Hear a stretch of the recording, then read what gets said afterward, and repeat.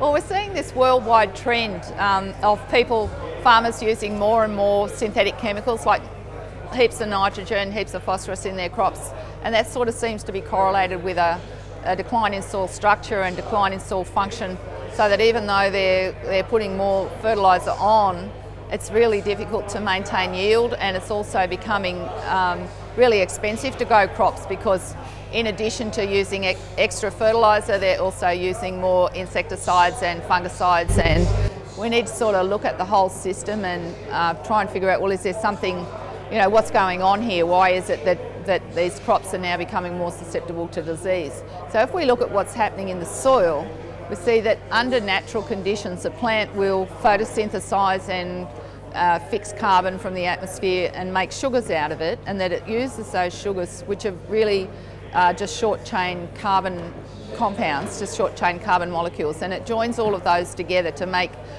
itself, to make its leaves and stems and the seeds and roots and all of that. But it also uses those sugars to feed biology in the soil. And that's a really important point, because when the plant is feeding the biology in the soil, we've got, really, if we look at this planet, 95% of living things are in the soil where we don't see them, so we tend to overlook them. But it's that life in the soil that really does bring the nutrition to the plant. So there'll be bacteria there that fix nitrogen, there'll be bacteria that produce enzymes that solubilise phosphorus, and there'll be bacteria that bring zinc and sulphur and calcium and magnesium, all the things that the plant needs, because in its natural environment, that's how it survives. Plants can't move around to get their food, they're stuck in one place. So they have really complex signalling systems where they talk to the microbes in the soil to bring everything to them that they need, including water. That's one of the things that we're finding more and more, that say mycorrhizal fungi are really important for bringing water to plants in times when there's inadequate water. But also just this whole thing about the structure. The fact that you've got all those things living in the soil and they're producing lots of glues and gums that stick soil particles together into little lumps and allow water to infiltrate, to allow water to be held within those aggregates so it doesn't evaporate. So you get more water going in when it rains, more water held in the soil. And one of the really important things for crop yield, obviously, is moisture. So just to get back to the original question, if we're using lots of nitrogen and lots of phosphorus, the plants stop talking to the microbes. In other words, they stop feeding sugars to the microbes.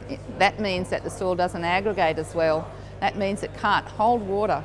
So you're putting on lots of fertiliser, but the plant's not getting enough water.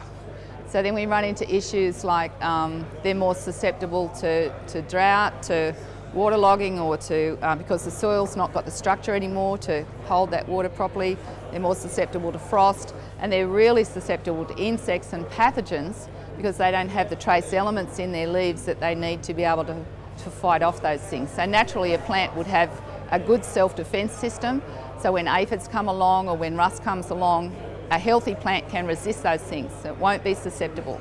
But if we've used a lot of nitrogen or a lot of phosphorus and the plant hasn't formed that relationship with the microbes in order to get those things, then it also doesn't have all the trace elements that it needs to fight disease. That may sound like doom and gloom for agriculture, but in fact agriculture has a really positive future because we now know that we can get off that treadmill. There's no need for us to be using more and more fertiliser. In fact, we need to be winding back on the synthetic fertilisers and concentrating our efforts on looking after biology in the soil.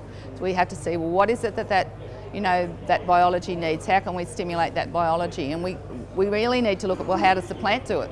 The plant does it, has done it for millennia, by sending signals to biology, just to activate it, to say, hey, I'm here, let's form a relationship and let's talk about stuff.